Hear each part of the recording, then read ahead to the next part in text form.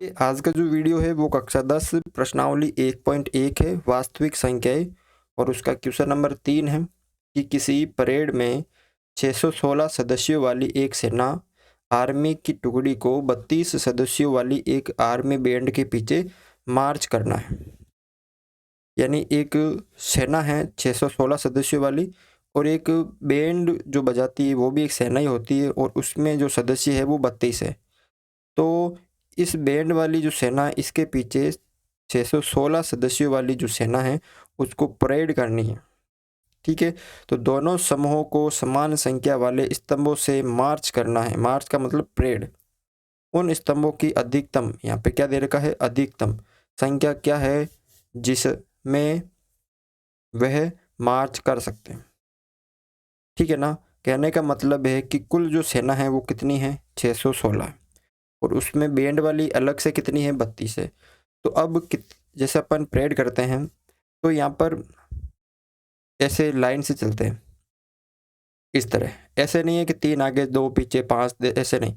जैसे आगे 3 है तो 3 3 3 की लाइन में हम चलेंगे। अगर आगे हम 2 2 की लाइन में हैं तो 2 2 की लाइन में ही चलेंगे। अगर 4 4 की लाइन में है तो 4 4 की लाइन में ही चलेंगे। ठीक है, तो इसी तरह इनको भी करना है कि पहले बैंड वाले, उसके पीछे ये 616। तो अब कितने कितने के करें, 4 4 की लाइन बनाए, 5 5 की लाइन बनाए, 6 6 की बनाए। तो कहने का मतलब है आपको यहाँ पर अधिकतम पूछा तो HCF निकालना है। मतलब HCF का पढ़ रहे हैं तो यहाँ पे HCF निकालना है। ठीक है, तो बस ये अगर आपको क्वेश्चन आ जाए तो आपको याद रखना है कि इस क्वेश्चन में क्या निकालना है, आपको HCF निकालना है। क्या निकालना है यहाँ पे आपको, सिर्फ और सिर्फ HCF निकालना है। तो यहाँ पर 616 और 32 आपको निकालनी क्या है, स्तंभों की संख्या, अधिकतम स्तंभों की संख्या निकालनी है। तो 616 और 32 का HCF निकालना है। तो यहाँ पे अधिकतम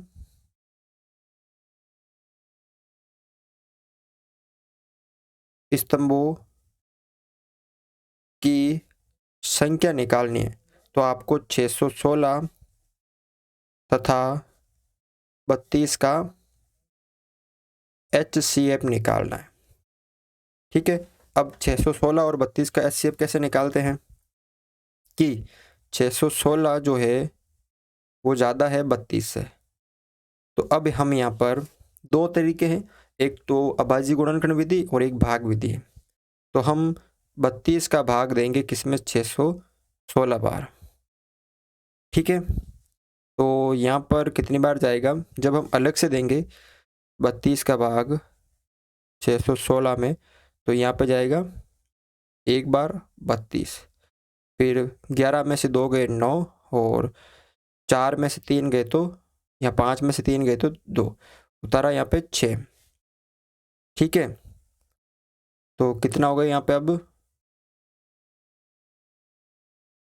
9, 9 दूनी 18, हासिल का 1।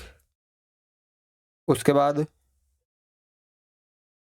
9 तिया 27 और 1 28, 16 में से 8 गए तो 8, फिर 0 0, 8 यहाँ पे शेषफल बचा और भाग गया 19 बार, 19 बार भाग गया। और तो यहाँ पे 19 दूना 38 और यहाँ पे 608, पीछे शेषफल कितना बचा, यहाँ पे 8। अब अगला भाग करेंगे तो ये भाजक था वो पिछला, अब क्या बन गया, इसका भाज्य। 8 चौक 32, 32 में 32 गया 0। तो यहाँ पे देखने में पता चलता है कि जो यूक्लिड विभाजन प्रमेय है, यूक्लिड विभाजन एल्गोरिथम या प्रेमिका, एल्गोरिथम से क्या है कि ये जो सूत्र होता है ना, भाज्य बराबर भाजक इंटू भागफल प्लस शेषफल, तो ये हो गया भाज्य 616 बराबर भाजक कितना है 32 गुणा भागफल कितना है 19 प्लस शेषफल कितना आया 8। यहाँ शेषफल बराबर नहीं है 0 के। अब वापस नेक्स्ट भाग में यहाँ पे 32 भाज्य हो गया और इसका भाजक कितना हो गया 8 और 4 इसका भागफल। प्लस शेषफल क्या होगा 0। तो यहाँ शेषफल जो है वो बराबर है 0 के। अतः 616 और 32 का HCF कितना होगा? अंतिम भाग कितना दिया था हमने, ये रहा, और अंतिम भाग का भाजक कितना था 8, तो यही क्या होगा 8 होगा। तो इसलिए